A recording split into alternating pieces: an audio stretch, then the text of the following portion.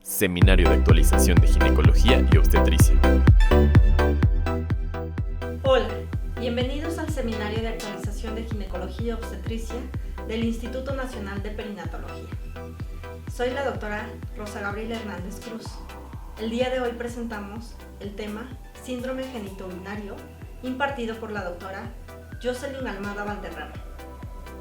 Doctor Gabriel García, residente de primer año, y el día de hoy daré el caso clínico de la monografía Síndrome genitourinario de la menopausia. Se trata de una paciente de 53 años de edad, originaria y residente de la Ciudad de México, ocupación comerciante y escolaridad preparatoria. En los antecedentes heredofamiliares, únicamente madre con hipertensión, resto interrogado y negado, y en cuanto a los personales no patológicos, una paciente con un índice tabáquico de 6 paquetes al año a razón de 3 cigarrillos al día por 40 años, resto interrogados y negados. En cuanto a los antecedentes gineco-obstétricos, es una paciente con antecedente de 2 gestaciones, ambos abortos, con menarca a los 12 años de edad, fecha de última menstruación en 2019 a los 50 años, y niega el uso de terapia de reemplazo hormonal. Cuenta con una mastografía con resultado de BRAF2 y una citología negativa a lesión intraepitelial o malignidad. Igualmente cuenta con una densitometría ósea sin alteraciones. La paciente llega a la consulta de climaterio de primera vez el 2 de septiembre al referir iniciar en el año de 2020 con resequedad y prurito vaginal, dispareunia y disuria. Igualmente cuenta con antecedente de utilizar hidratantes vaginales por 6 meses sin mejoría. A la exploración física se reporta una especuloscopía dolorosa, con mucosa pálida, paredes vaginales con puntilleo rojizo, escasas secreciones y leucorrea verde amarillenta, con signos vitales dentro de parámetros normales. Se calcula un índice de salud vaginal en 10 puntos, caracterizado por una elasticidad pobre, secreciones escasas y no en toda la vagina, un pH entre 5.6 y 6, petequias en el epitelio y una presencia de mínima humedad. Igualmente se calcula un índice de salud vulvar en 8 puntos, caracterizado por pérdida leve de los labios menores, una disminución de tamaño leve del clítoris, un introito con estenosis moderada, palidez moderada y dolor y disconfort moderada durante la relación sexual. Se reportan en la citología del 2 de agosto con células parabasales en un 70%. A la paciente se le da el diagnóstico de síndrome genitourinario de la menopausia y una cervicovaginitis clínica. Se recomienda a la paciente abandonar tabaquismo, se da tratamiento con estriol vaginal a dosis de impregnación diario por 2 semanas y posteriormente a dosis de mantenimiento a 2 veces por semana. Igualmente se da tratamiento vaginal con clindamicina ketoconazol por 7 días. Y se da cita de seguimiento en 6 semanas. La cita de seguimiento es el 14 de octubre y refiere a la paciente ya no presentar disuria, disminución en la resequedad, disminución en la dispareunia y cuenta con un cultivo cérvico-vaginal con biota habitual. A la exploración física se reporta una especuloscopía no dolorosa, paredes vaginales normohidratadas, moderadas secreciones y sin leucorrea, e igualmente con signos vitales dentro de parámetros normales. Se vuelve a calcular un índice de salud vaginal, ahora en 18 puntos, con una buena elasticidad, una presencia de secreciones superficial en toda la vagina, un pH en 5.1 a 5.5, una integridad del epitelio delgado no friable y presencia de moderada humedad. Igualmente cuenta con un índice de salud vulvar en 4 puntos, con pérdida leve de labios menores, disminución de tamaño leve del clítoris, un introito normal con palidez leve y dolor y disconfort leve durante la relación sexual. La paciente puede notar que tiene una mejoría de la sintomatología, con satisfecha en el tratamiento local, se continuará con tratamiento de mantenimiento con estriol en crema 2 veces por semana y se dará cita de seguimiento en 6 meses. Las preguntas a resolver en esta monografía son: ¿cuáles son los factores de riesgo para desarrollo de síndrome genitourinario de la menopausia? ¿Cuál es la primera línea y el estándar de oro del tratamiento para la sintomatología de este padecimiento? ¿Cuáles son las contraindicaciones del tratamiento con estrógenos vaginales? ¿Y qué alternativas al tratamiento hormonal existen para pacientes con síndrome genitourinario de la menopausia? Cedo la palabra a la doctora Jocelyn Andrea Almada para presentar la monografía. Hola, muy buenas tardes. Soy la doctora Jocelyn Andrea Almada Valderrama, residente de segundo año de Ginecología y Obstetricia del Instituto Nacional de Perinatología, y el día de hoy tengo el gusto de presentarles la monografía titulada Síndrome genitourinario de la menopausia, la cual fue supervisada por la doctora Arely Mariana Zúñiga Guzmán, residente de tercer año de Ginecología y Obstetricia, y coordinada por la doctora Viridiana Gorbea Chávez, quien es profesora adjunta al curso de Urología Ginecológica y también directora de Educación en Ciencias de la Salud del Instituto Nacional de Perinatología. Los objetivos de esta monografía serán conocer la definición y prevalencia del síndrome genitourinario de la menopausia. Comprenderemos su fisiopatología y factores de riesgo, identificar el cuadro clínico y abordaje diagnóstico y establecer el tratamiento basado en evidencias. Comenzaremos con la epidemiología de este síndrome, pasaremos a la fisiopatología y cuadro clínico y por último el abordaje diagnóstico y tratamiento. Brevemente, como introducción, el síndrome genitourinario de la menopausia previamente era conocido como los términos de atrofia vulvovaginal o vaginitis atrófica, términos que se consideran que no son los más adecuados para definir a todo el espectro de signos y síntomas que abarcan este padecimiento. Estrictamente, la palabra atrofia tiene una connotación negativa en las mujeres y vulvovaginal no hace referencia a todos los órganos del sistema urinario. Por otra parte, vaginitis únicamente habla de una inflamación o de un proceso infeccioso, ninguno de los cuales forma parte intrínseca de este síndrome.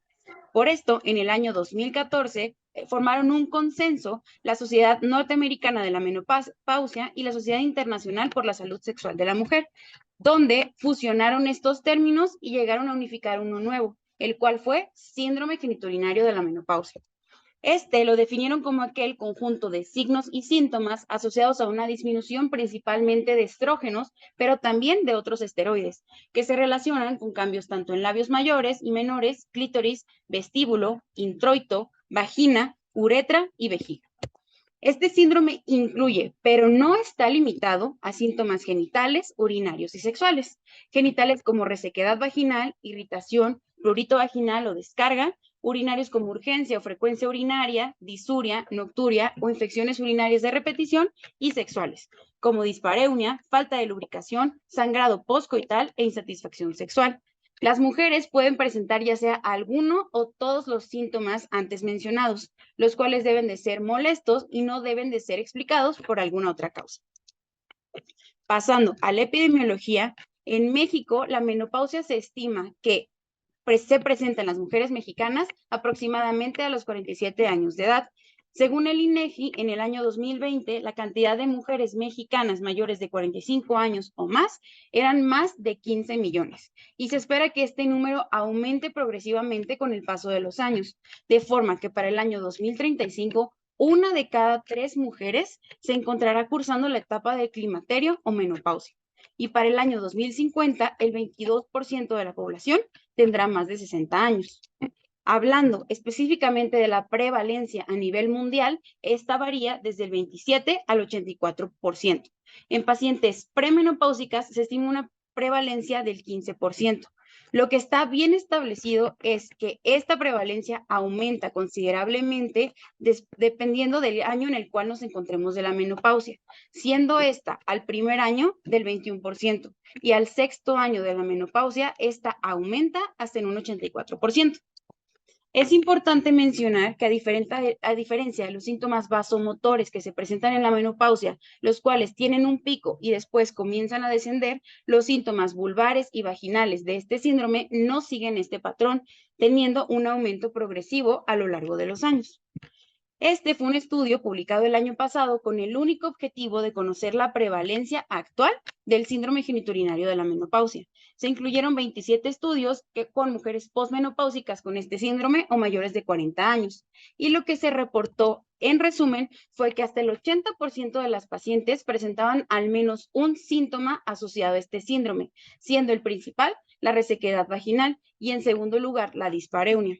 Sin embargo, únicamente el 60% de las pacientes tenían este diagnóstico. El siguiente estudio se realizó con el objetivo de conocer la prevalencia en mujeres posmenopáusicas de este síndrome, específicamente en Latinoamérica. Se incluyeron a pacientes de Argentina, Brasil, Chile, Colombia y también México, y fueron más de 2.500 mujeres, a las cuales se le valoraron 4 rubros: problemas de salud, percepción sobre la atrofia vaginal, fuentes de información y conocimiento de tratamiento. Y lo que se observó fue que hasta el 68% de las pacientes referían síntomas vaginales asociados a este padecimiento. Al realizar un interrogatorio dirigido sobre estos síntomas, observaron que un gran porcentaje de las pacientes referían que estos síntomas afectaban negativamente tanto su calidad de vida como su vida sexual.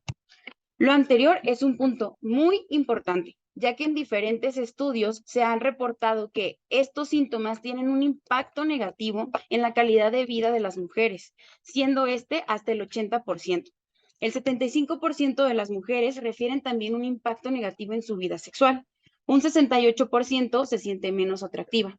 38% se percibe de mayor edad a la edad actual. Un 33% refieren efectos negativos tanto en su matrimonio o relación y hasta en un 26% disminución en su autoestima. A pesar de esto, algo aún más alarmante es que el 56% de las pacientes no comentan estos síntomas con el médico, ya que hasta el 60% de ellas piensa que es normal y es una consecuencia del envejecimiento. Hasta el 65% de ellas espera que el médico inicie la discusión sobre estos síntomas, pero únicamente el 15% de los médicos realiza un interrogatorio dirigido sobre estos síntomas. En el Instituto Nacional de Perinatología existen 691 pacientes registradas con el diagnóstico de climaterio o menopausia según el CIE-10 desde el 2017 a la actualidad. Sin embargo, a la hora de buscar las pacientes con síndrome genitourinario de la menopausia, únicamente existen reportadas 54 pacientes, de las cuales la mayoría se encuentran entre los 51 y 60 años de edad. El 75% reporta como principal síntoma la resequedad vaginal y un 61% tiene incontinencia urinaria asociada. Hay una incongruencia, como podemos observar, entre el número de pacientes con climaterio o menopausia en nuestro instituto y el número de pacientes reportadas con síndrome genitourinario, por lo cual es importante que nosotros como médicos registremos este diagnóstico para tener una prevalencia más fidedigna de nuestro instituto. Les muestro esta tabla en la cual se resumen diferentes estudios con gran impacto que se han realizado a lo largo del tiempo, que han incluido desde 1,000 hasta más de 3,000 pacientes, en los cuales se cuestionaron los síntomas de este síndrome mediante entrevistas, ya sea por vía telefónica o presencial. Y los hallazgos claves son similares a los referidos anteriormente.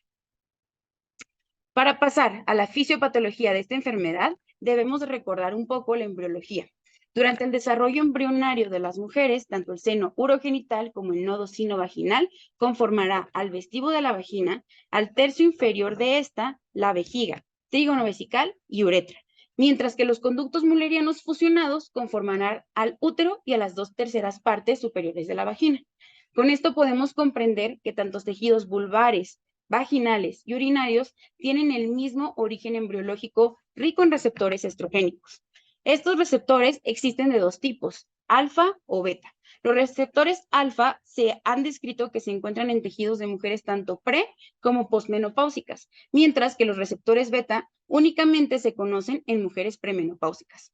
La mayor cantidad de estos receptores se encontrará, por lo tanto, en aquellos homólogos al nodo sinovaginal, como son el tercio inferior de vagina, la parte distal de la uretra y el introito vaginal. E inicialmente los 2/3 superiores de vagina no tendrán atrofia como suele pensarse. Los estrógenos favorecen la salud vulvar y vaginal por medio de varios mecanismos, vasculares, celulares y estructurales. Hablando de los efectos vasculares, los estrógenos producen un aumento en el flujo sanguíneo, por lo cual favorecen la lubricación mediante trasudación y a través de las glándulas. Histológicamente hablando, el epitelio vaginal se conforma por 3 capas, una capa de células superficiales, intermedias y parabasales. En mujeres premenopáusicas con adecuados niveles de estrógeno predominan la capa de células superficiales e intermedias, las cuales son ricas en glucógeno, y gracias a esta va a ser sustrato para lactobacilos, los cuales producirán ácidos como lactato y peróxido de hidrógeno, manteniendo un pH ácido entre 2.8 a 4. También la producción de estrógenos aumenta la producción de colágeno, mucopolisacáridos y ácido hialurónico, favoreciendo un mantenimiento del grosor, humedad y elasticidad de estos tejidos. Cuando hay una disminución de los estrógenos, como ocurre en pacientes posmenopáusicas, tendremos algunas consecuencias, como por ejemplo una disminución del flujo vascular, lo que no disminuirá, por lo tanto, la lubricación. También en pacientes posmenopáusicas hay una pérdida de las capas superficiales e intermedias, predominando la capa de células parabasales, la cual es baja en contenido de glucógeno, lo cual disminuirá por lo tanto el número de lactobacilos, aumentando el pH y favoreciendo el sobrecrecimiento de bacterias patógenas. Estructuralmente hablando, habrá una disminución tanto de colágeno como de tejido adiposo, lo cual disminuirá la elasticidad y la mucosa vaginal se encontrará adelgazada. Los beneficios de los estrógenos a nivel vulvar y vaginal también se pueden observar en órganos urinarios, ya que hay receptores tanto en vejiga, uretra, músculos del piso pélvico y fascia endopélvica. Los estrógenos favorecen el aumento del cierre uretral, disminuyendo así los síntomas de incontinencia urinaria. También aumenta el flujo sanguíneo de estos órganos y favorece el aumento de péptidos antimicrobianos. Cuando hay una disminución de estos estrógenos, tendremos ciertas consecuencias, como por ejemplo una carúncula o prominencia uretral, la cual está más predispuesta a irritación o traumatismos. También las pacientes pueden presentar síntomas como frecuencia, urgencia e incluso incontinencia urinaria y tienen infecciones urinarias de repetición. Recientemente, el estudio del microbioma vaginal ha sido un tema de mucho interés. Se han descrito 5 tipos de microbioma vaginal, siendo en 4 de ellos están predominados por lactobacilos. Como podemos observar, el grupo 4 está predominado por bacterias anaerobias, como son Prebotella, E. coli, Streptococo y otros bacilos. Hay una relación directamente proporcional entre el número de lactobacilos y los niveles de hidratación o secreciones vaginales, por lo cual se han realizado estudios en mujeres postmenopáusicas en los cuales, como era de esperar, hasta el 46% se ha reportado con el microbioma tipo 4, el cual es el más susceptible a infecciones y el menos favorable.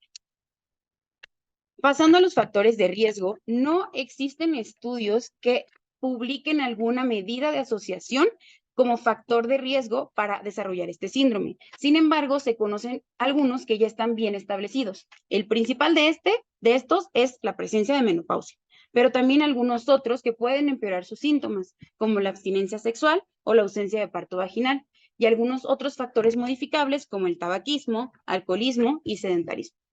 También, otros factores que si bien no son específicos de las mujeres posmenopáusicas, si se presentan en mujeres sin importar su edad, presentarán el mismo cuadro clínico, como el uso de algunos medicamentos, como inhibidores de la aromatasa, moduladores de los receptores estrogénicos e incluso algunos anticonceptivos como la hidroxiprogesterona. También algunas causas sistémicas como radio o quimioterapia o alguna oferectomía bilateral, así como otras causas donde hay una disminución súbita de los estrógenos, como se presenta en el posparto, la lactancia y en algunas patologías como la hiperprolactinemia. Pasando al abordaje diagnóstico, este debe ser realizado mediante historia clínica y exploración física, es decir, es un diagnóstico clínico. Estamos obligados como médicos a preguntar y cuestionar todos los síntomas relacionados a este síndrome, así como la historia sexual. Si las pacientes nos refieren que no tienen vida sexual, también tenemos y es nuestra responsabilidad preguntar el porqué de esta razón, ya que más de la mitad de las mujeres van a evitar tener relaciones sexuales debido a estos síntomas. También podemos apoyarnos de algunos cuestionarios y escalas que nos ayudarán a valorar la severidad de este síndrome. Por orden de frecuencia, el síntoma más reportado en las pacientes, hasta en un 93%, será la resequedad vaginal. En segundo lugar, la dispareunia con un 82%, seguido de sensación quemante o prurito vaginal. También algunos síntomas urinarios como disuria, urgencia, frecuencia urinaria y también sangrado postcoital. A la exploración física podremos observar algunos signos característicos.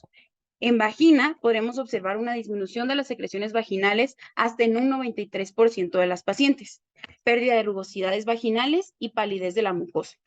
También en vulva podremos encontrar fisuras, eritema, petequias, incluso adelgazamiento o fusión de los labios menores, como podemos observar en la imagen, y también estenosis del introito. Hablando de la uretra, podremos observar ya sea una carúncula o prolapso uretral. Existen ciertas herramientas, tanto subjetivas como objetivas, que nos ayudarán a valorar la severidad de estos síntomas. Hablando de los subjetivos, ya existen cuestionarios validados que valoran tanto síntomas genitales, sexuales e incluso urinarios, los cuales son de gran ayuda a la hora de realizar investigaciones científicas. Lo que más se recomienda durante el consultorio es preguntar el síntoma más molesto a las pacientes y clasificarlo según la escala de EVA del 1 al 10. Hablando de algunas escalas objetivas, las mencionaremos a continuación, las cuales podemos realizar fácilmente durante una exploración en un consultorio. Uno de estos es el índice de salud vaginal, el cual valora 5 rubros, que es la elasticidad vaginal, la presencia o no de secreciones, el pH vaginal medido por una tira reactiva especial, la integridad del epitelio y la humedad. Valores menores de 15 se asocian con atrofia vaginal. También existe el índice de salud vulvar, el cual también valora 5 rubros fácilmente explorables en algún consultorio con el medio de alguna especuloscopía o observación directa, que es los labios menores, clítoris, introito, la coloración, y también se les pregunta a las pacientes si tienen dolor o disconfort durante las relaciones sexuales. Valores mayores a 10 se relacionan con atrofia vulvar severa, de 6 a 10 moderada y menores de 6 leve. El índice de maduración vaginal es el porcentaje de células superficiales, intermedias y parabasales que podemos observar por cada 100 células en un frotis. Normalmente, en mujeres premenopáusicas con adecuados niveles de estrógeno, aproximadamente el porcentaje de células superficiales será de 15, células intermedias de 80 y parabasales de 5%. En aquellas pacientes posmenopáusicas que tienen una disminución de los estrógenos, podemos esperar encontrar hasta el menos del 5% de células superficiales y más del 65% de células parabasales. También existen algunas otras pruebas que, si bien no son diagnósticas, son complementarias, y al realizarlas podemos encontrar algunos hallazgos específicos en estas pacientes. Una de ellas es el ultrasonido vaginal, donde podremos encontrar un endometrio atrófico menor de 5 milímetros. Al realizar una citología vaginal, además de encontrar un aumento en células parabasales, encontraremos un aumento de leucocitos y una disminución de lactobacilos. Gran porcentaje de estas pacientes, como mencionamos, tienen síntomas asociados a incontinencia urinaria. Si se les realiza una cistoscopía, encontraremos datos como una metaplasia escamosa del trígono, palidez de este, un acortamiento de la uretra, mucosa uretral pálida y una disfunción del esfínter uretral. Estamos obligados a descartar algunos otros padecimientos que se pueden confundir con este síndrome, principalmente algunos trastornos dermatológicos clásicos de las mujeres de edad avanzada, como es el líquen escleroso o el líquen plano. También descartar algunas dermatitis por contacto, por lo cual es importante preguntarles a las pacientes si están utilizando algún tipo de producto o algún material de la ropa que les puede ocasionar estos síntomas. También debemos de descartar infecciones vaginales, algunos trastornos como vulvodynia, vestibulodynia, hipertonía del piso pélvico, antes conocido como vaginismo, o dolor pélvico crónico. Menos frecuente, pero no menos importante, está trastornos como la malignidad, psicológicos y algunos trastornos sistémicos. Pasando al tratamiento, este debe basarse en la toma de decisiones compartida entre el médico con el paciente.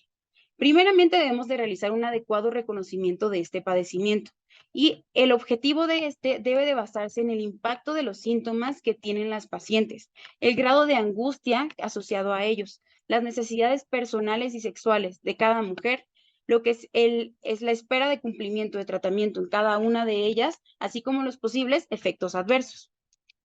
Nunca debemos iniciar un tratamiento únicamente basado por hallazgos en exploración física. El tratamiento lo podemos clasificar en 3 rubros: no hormonal, hormonal y otros. Y comenzaremos con el tratamiento no hormonal. Este se considera que es el de primera línea.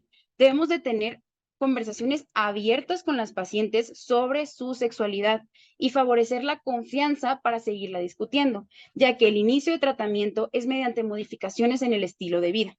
Debemos de recomendar a las pacientes que tengan actividad sexual, ya sea con autoestimulación con dispositivos o con pareja.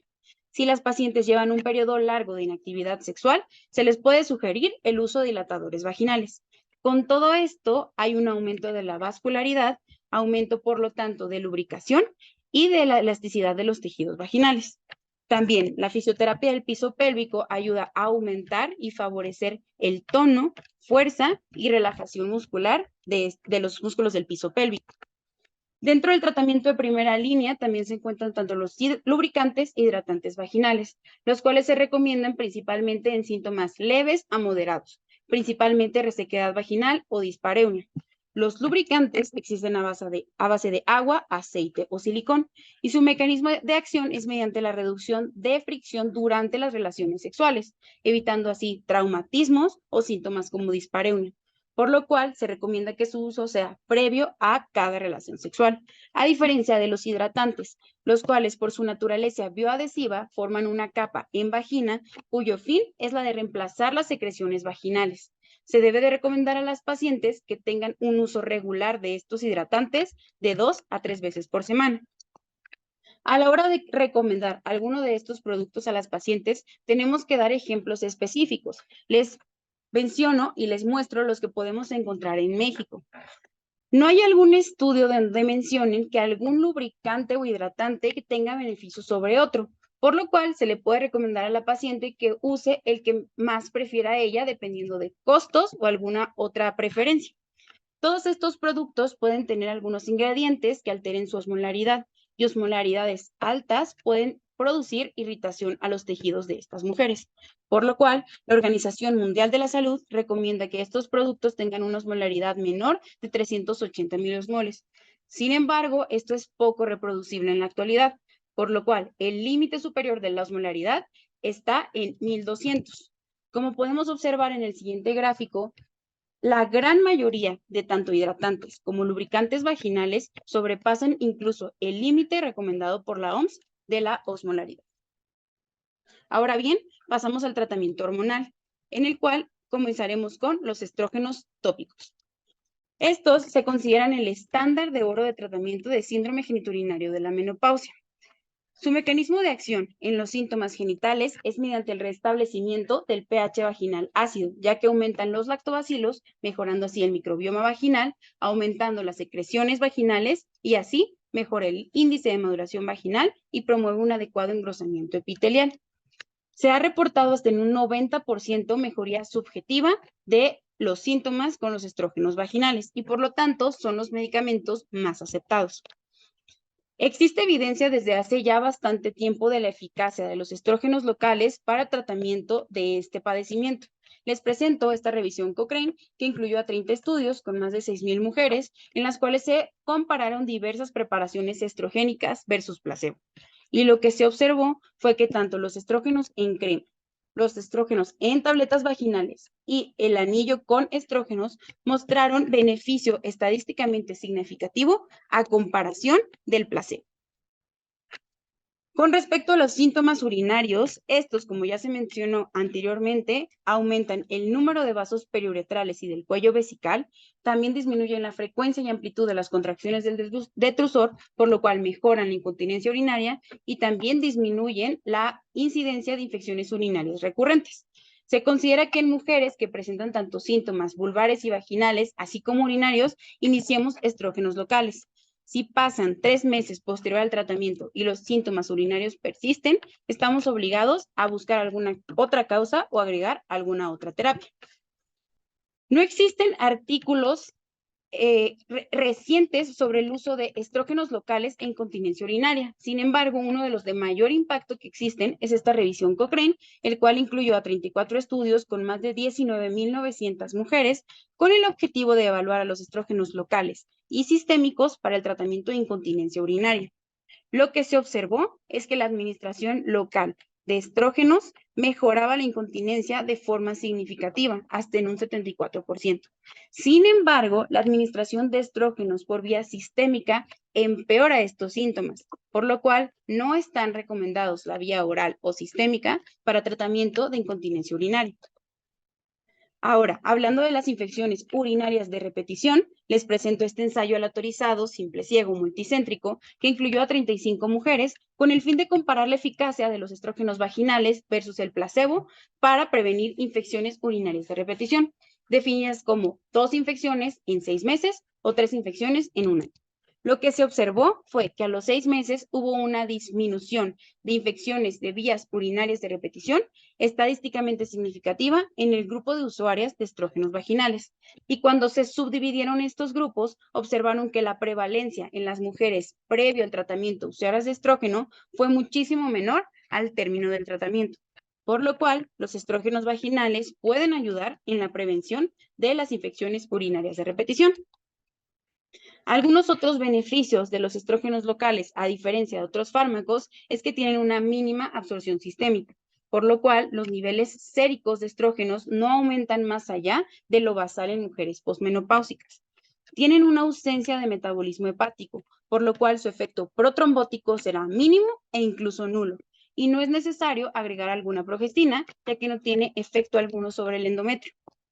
Les presento los estrógenos vaginales que son aprobados por la FDA y se pueden encontrar en Estados Unidos, los cuales son cremas vaginales de estradiol, estrógenos conjugados o estrona, óvulos vaginales de estradiol o progesterona y el anillo vaginal de estradiol.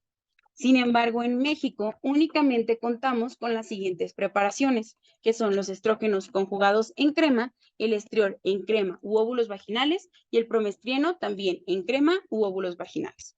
Con respecto a los estrógenos conjugados, estos están conformados a partir de sales de sodio de los estrógenos de las yeguas, que son el sulfato de estrona y el sulfato de equilina. Pueden ser obtenidos de forma natural o sintética. A pesar de que existen algunos estrógenos más novedosos que estos, son los únicos aprobados por la FDA con los cuales contamos en México. El promestrieno es un estrógeno ya bastante antiguo, desde hace más de 40 años, el cual tiene una mínima absorción vaginal, por lo cual su efecto sistémico también será mínimo. Y con respecto al estriol, también conocido E3, este tiene una corta duración de contacto con su receptor, por lo cual sus efectos sistémicos también son mínimos, por lo cual la vía local es una gran opción. Les presento este estudio que comparó a estriol en crema versus estrógenos conjugados equinos para el tratamiento del síndrome genitourinario de la menopausia. Fue un ensayo multicéntrico, doble ciego, controlado, aleatorizado, que incluyó a 387 mujeres. Lo que se observó fue que no hubo ninguna diferencia estadísticamente significativa entre el porcentaje de satisfacción con respecto a los síntomas, la concentración sérica de estrógenos y el grosor endometrial. Lo que sí se observó fue que hubo una desaparición de los síntomas en un menor tiempo y un menor número de efectos secundarios en el grupo de usuarias de estriol en crema, por lo cual se concluye que ambos fármacos son igual de efectivos y seguros para tratar este síndrome. Sin embargo, el estriol puede ofrecer algunas ventajas superiores a los estrógenos conjugados. ¿Cada cuánto les vamos a decir a las pacientes que se coloquen este medicamento? En el caso de las cremas o las tabletas vaginales, iniciaremos con una dosis de impregnación cada 24 horas por 2 semanas y posteriormente una dosis de mantenimiento cada 2 a 3 veces por semana. Algunos beneficios de las cremas sobre las otras presentaciones es que estas tienen una más rápida absorción y pueden colocarse por la paciente en zonas periuretrales y en el introito vaginal, a diferencia de las tabletas u óvulos, los cuales tienen como beneficio que son dosis fijas, por lo cual el riesgo de sobre o infradosificación se disminuye. En el caso de contar con el anillo vaginal, este ofrece la ventaja que tiene que ser cambiado cada 3 meses. Debemos de ser claros con las pacientes y explicarles que la mejoría esperada se presentará de 3 a 6 semanas posterior al inicio de tratamiento y la eficacia máxima a esta se verá a los 2 o 3 meses posterior al inicio de este. Una vez que iniciamos tratamiento con estrógenos tópicos, tenemos que revalorar a la paciente a las 2 semanas. Una vez que cambiemos a dosis de mantenimiento, revaloraremos a las pacientes a las 8 a 12 semanas y posteriormente cada 6 meses. Tenemos que mencionar a las pacientes que este medicamento se debe de continuar indefinidamente y se recomiendan descansos aproximadamente de 1 mes cada 3 meses para disminuir el número de efectos adversos. Hay que identificar, en el caso de las cremas, la dosis efectiva más baja para cada paciente y recomendar que evitar relaciones sexuales 12 horas posterior a la aplicación. Sin embargo, a pesar de todos los beneficios comentados anteriormente, existe una falta de apego a tratamiento de las pacientes a estas presentaciones. Como podemos observar en la gráfica, si las pacientes utilizan estrógenos en tabletas vaginales, tienen un mayor porcentaje de apego a tratamiento. Pero si lo observamos más detenidamente, a los 30 días del tratamiento ya habían abandonado hasta más del 40%, sin importar la presentación que estuvieran utilizando. Y esto puede deberse a 3 causas. El costo, a que presentan mejoría transitoria de los síntomas, por lo cual deciden abandonarlo, y la preocupación sobre los efectos de los estrógenos a un largo plazo. Los únicos efectos adversos reportados, los cuales se menciona que son leves, son descarga vaginal, algunas infecciones como candidiasis, sangrado o mastalgia. La única contraindicación absoluta actual es el sangrado uterino anormal y se debe de tener precaución en mujeres con cáncer estrógeno dependiente. A pesar de esto, actualmente los estrógenos tópicos contienen la misma leyenda que contienen los estrógenos orales o sistémicos, como riesgo de cáncer de endometrio, cáncer de mama, enfermedad cardiovascular y demencia. Por este motivo, les presento este estudio observacional prospectivo que incluyó una gran cantidad de pacientes con más de 45,000 entre los 50 y los 79 años, con el fin de determinar la asociación entre el uso de estrógenos vaginales y enfermedad coronaria, cáncer de endometrio, cáncer de mama, embolia pulmonar, infarto, fractura de cadera o muerte. Se siguieron a estas pacientes por 6 años. Y lo que se observó fue que no hubieron diferencias estadísticamente significativas en la incidencia tanto de cáncer de mama, cáncer de endometrio, tromboembolia pulmonar e incluso muerte. Un hallazgo que se encontró fue que hubo una menor incidencia en las usuarias de estrógenos vaginales de enfermedad cardiovascular y fractura de cadera. Sin embargo, no podemos realizar alguna recomendación o aseveración sobre estos medicamentos para estos padecimientos. Con respecto a mujeres sobrevivientes del cáncer de mama, les presento este artículo publicado hace un mes con el objetivo de determinar la asociación del uso del tratamiento hormonal y el riesgo de recurrencia y mortalidad de cáncer de mama en mujeres posmenopáusicas. Fue una cohorte prospectiva que incluyó a más de 8,000 mujeres con cáncer de mama no metastásico. Lo que observaron fue que no hubo un aumento en el riesgo de recidiva de cáncer de mama de forma general en las pacientes usuarias de estrógenos locales. Sin embargo, al ajustar esto a riesgos como el índice de masa corporal, la edad, el tipo de cáncer histológico y el tipo de tratamiento adyuvante, el cual tenían las pacientes, se observó un ligero aumento de riesgo en aquellas usuarias de inhibidores de aromatasa, por lo cual las recomendaciones actuales por el Instituto Nacional del Cáncer es que si tenemos una paciente sobreviviente de cáncer de mama, como primera línea, optaremos por el tratamiento no hormonal. En caso de que las pacientes no presenten mejoría con este o recidiven sus síntomas, pensaremos como segunda línea en los estrógenos tópicos. Sin embargo, tenemos que valorar según el tratamiento adyuvante. Si se trata de pacientes con cáncer con receptores hormonales negativos o son usuarias de moduladores selectivos de receptores de estrógeno, como por ejemplo el tamoxifeno, hasta el momento no hay un aumento de riesgo de recurrencia, por lo cual no se encuentra contraindicado, pero siempre debe de tomarse esta decisión al lado del oncólogo. En el caso de que la paciente utilice fármacos como inhibidores de la aromatasa, como el letrozol, o estemos ante un cáncer con receptores hormonales positivos, actualmente no se encuentra recomendada la terapia estrogénica local. Pasando a otros tipos de terapias hormonales, mencionaremos a la prasterona, también conocida como dehidroepiandrosterona. Esta es una prohormona inactiva esteroidea endógena, la cual actúa mediante intracrinología. Esto significa que es una hormona inactiva en sangre, entra a células blanco donde se activa y posteriormente vuelve a salir de forma inactiva, por lo cual no tiene ningún efecto sistémico. Esta fue aprobada por la FDA en 2016, principalmente para tratamiento de dispareunia en mujeres con síndrome genitourinario de la menopausia, a una dosis tópica cada 24 horas de 6.5 miligramos al 0.5% por vía vaginal. Actualmente se encuentra contraindicado también en sangrado uterino normal y no se encuentra aprobada para mujeres con cáncer de mama.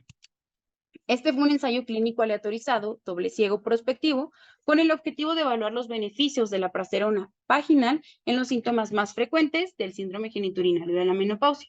Y lo que se observó es que hubo una disminución estadísticamente significativa en la resequedad vaginal y en la dispareunia, así como en otros parámetros como las células parabasales y el pH vaginal, por lo cual, a pesar de que la prasterona muestra efectos benéficos tanto en parámetros objetivos como subjetivos, no es un fármaco el cual se encuentre en nuestro país.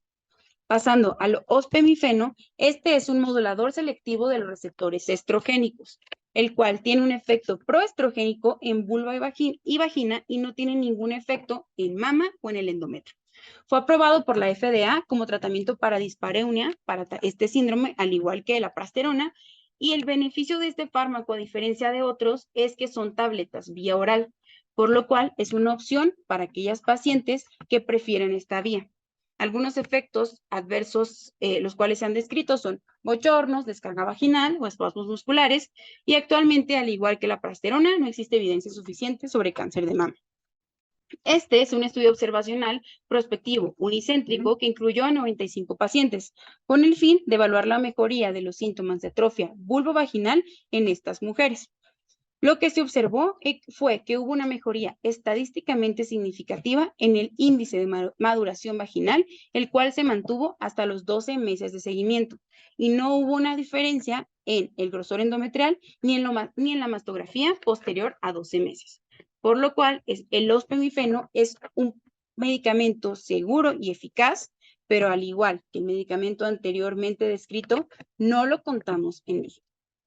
Pasando a otros tratamientos, quiero hacer especial énfasis en el láser. El láser es un tratamiento que ha aumentado en los últimos años sus controversias para el tratamiento de síndrome genitourinario de la menopausia. Existen dos terapias que son las más utilizadas, que es la terapia microablativa con CO2 fraccionado y la terapia no ablativa o Erbium-YAG. El mecanismo de acción de este es que causan microtraumatismos en los tejidos vaginales y vulvares, por lo cual favorecen un aumento de los vasos sanguíneos, aumentando la angiogénesis, y hay un aumento de producción de colágeno, matriz extracelular y proliferación celular, por lo cual hay un aumento de grosor en el epitelio escamoso, mejorando así el índice de maduración vaginal. Algunos de los efectos adversos descritos son dolor durante las sesiones de tratamiento, cicatrización a las laceraciones vaginales, empeoramiento transitorio de la dispareunia o descarga vaginal. Se han descrito que estos efectos son leves. A pesar de todo esto, en el 2018 la FDA manda un comunicado en contra de la terapia láser, tanto para pacientes como proveedores de la salud, como tratamiento para este padecimiento. Por este motivo, les presentaré diversos artículos actuales de este año, donde valoran tanto eficacia como seguridad de este tratamiento. El primero de ellos fue este estudio, el cual fue un metaanálisis que incluyó a 25 estudios con más de 1,152 pacientes para valorar la eficacia del láser para este padecimiento. Lo que se observó fue que hubo una disminución estadísticamente significativa de resequedad vaginal, dispareunia, así como también de sensación quemante en vagina y disuria. Por lo cual, los datos sugieren que el láser con CO2 microablativo es una opción terapéutica segura basada en energía para el tratamiento de los síntomas en estas pacientes. Este otro metaanálisis buscó comparar ahora al láser contra los estrógenos tópicos. Fue un metaanálisis que incluyó a 4 estudios con 270 pacientes y lo que se observó fue que no hubo ninguna diferencia estadísticamente significativa, tanto en índice de salud vulvar, índice de salud vaginal, índice de madurez vaginal, así como en el interrogatorio sobre índice de función sexual, por lo cual se concluye que el tratamiento con láser tiene resultados similares a las pacientes usuarias de estrógenos locales y es una terapia potencial y prometedora en aquellas pacientes que tienen alguna contraindicación para la terapia hormonal. Como les menciono, el láser ha causado gran controversia. Uno de estos estudios en contra es una revisión en la cual se incluyeron 114 artículos y en resumen lo que mencionan es que todos los artículos actuales sobre el láser tienen una baja calidad metodológica. Donde se ha observado una mejoría es en los estudios no comparativos y en los estudios comparativos no hay ninguna diferencia, además que fueron valoradas en periodos cortos de seguimiento. Por lo cual, en la actualidad, no hay descritos alguna recomendación sobre el número de terapias necesarias ni la recomendación oficial para poder utilizar estas terapias en energía en estas pacientes. Les muestro los costos estimados en dólares del láser y los estrógenos vaginales. A primera instancia, podríamos pensar que la terapia láser es mucho más costosa que los estrógenos vaginales. Sin embargo, en la actualidad se ha descrito que son necesarias de 2 a 3 terapias de láser vaginal, a diferencia de los estrógenos vaginales, los cuales deben de ser continuados indefinidamente, por lo cual también el láser puede ser una opción con mayor costo-beneficio a diferencia de los estrógenos locales. Por último, quiero mencionarles diversas terapias alternativas que actualmente se encuentran en estudio, como son la testosterona, ácido hialurónico local, fitoestrógenos, uso de vitamina E y vitamina D, oxitocina y probióticos. Como les menciono, actualmente se encuentran en estudios y no existe ninguna recomendación de utilización de estos medicamentos para este padecimiento. Sin embargo, no debería de extrañarnos si en algún futuro encontramos alguno de estos encabezando las listas de tratamiento farmacológico. Les quiero resumir todo el tratamiento que podemos utilizar con las pacientes en este algoritmo. Primeramente, tenemos que interrogar a las pacientes qué tanto afectan los síntomas su calidad de vida. Si estamos ante síntomas leves a moderados, la terapia inicial siempre será la conservadora o no farmacológica. Ahora bien, si se trata de síntomas severos, tenemos que realizar la pregunta si se contraindica la terapia hormonal o la paciente no la desea. Si no es así, entonces utilizaremos el estándar de oro, que son los estrógenos vaginales. Y en países donde se cuenten otros fármacos, podremos utilizar la prasterona o el ispemifeno. En caso de que haya alguna contraindicación o la paciente no desee la terapia hormonal, podremos volver al algoritmo y utilizar el medicamento, las terapias no farmacológicas. Sin embargo, con la terapia que se encuentre, si presenta recidiva o los síntomas no remiten, podremos utilizar algunas terapias emergentes que se encuentran en estudio, como el láser o algunas otras terapias alternativas mencionadas anteriormente. Como conclusión de esta monografía, el síndrome genitourinario de la menopausia afecta considerablemente de forma negativa la calidad de vida de las pacientes. Es trabajo de nosotros como médicos interrogar dirigidamente todos los síntomas de este padecimiento. La primera línea de tratamiento será el no farmacológico, el cual incluye tanto hidratantes como lubricantes vaginales. Los estrógenos vaginales son el estándar de oro en aquellas pacientes sin contraindicación y el láser vaginal tiene resultados prometedores en la mejoría de síntomas de este padecimiento. Muchas gracias.